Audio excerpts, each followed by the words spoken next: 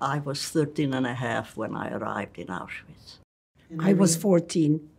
2 weeks after my 13th birthday.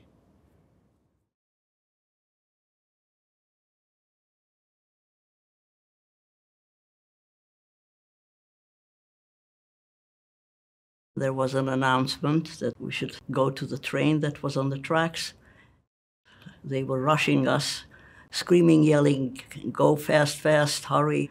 My favorite teacher was shot on the step because she absolutely refused to get on to the train. We tried very hard to stay together as a family and hold on to each other. We did not have place to sit. We were standing all along. On the second or third day, when people started dying in the car, that was a relief. Dead bodies could be stacked like cordwood, and that created a little more space.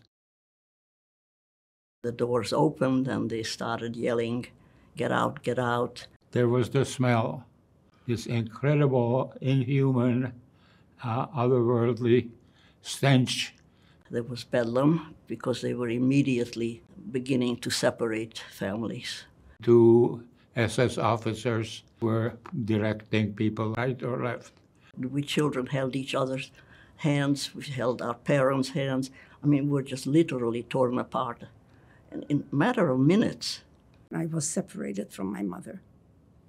I remember my dad going up that way.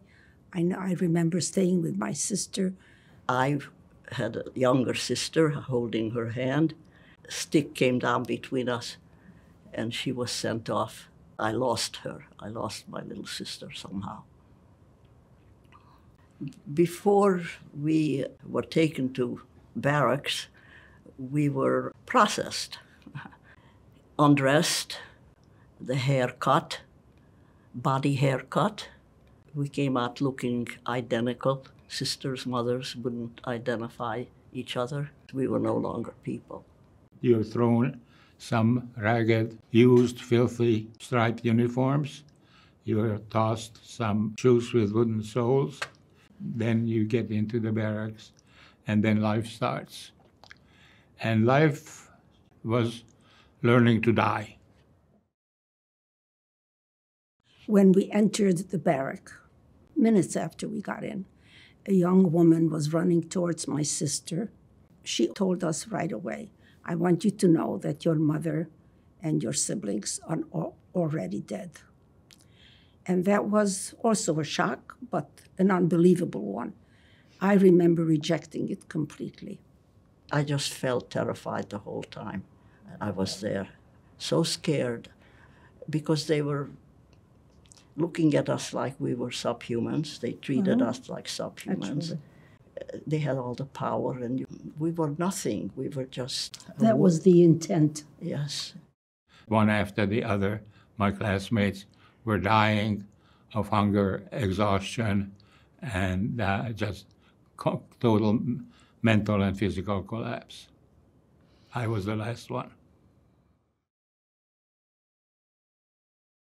We were next to a gas chamber and crematorium with just an unrectified fence. We saw the huge numbers of people walking from the train past our barrack into the gas chamber.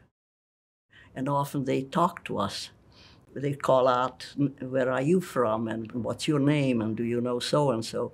Minutes later, the chimneys were belching fire so hard that it was like a roaring sound. It was just unbelievable. It wasn't smoke, it was flames, like, like a wind. And we had just seen them, we had just talked to them. Little children carried by their mothers, pregnant women. And we can't tell them that they have a few minutes to live. My memory of Auschwitz is the actual extermination. And anything else that was good or bad cannot be compared. It was a universe of its own. It was below the human understanding, tolerance, ability to absorb.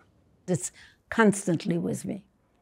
I just can't believe it that people can deny something that was so right there in front of their eyes. My story, coming from my mouth, cannot be denied.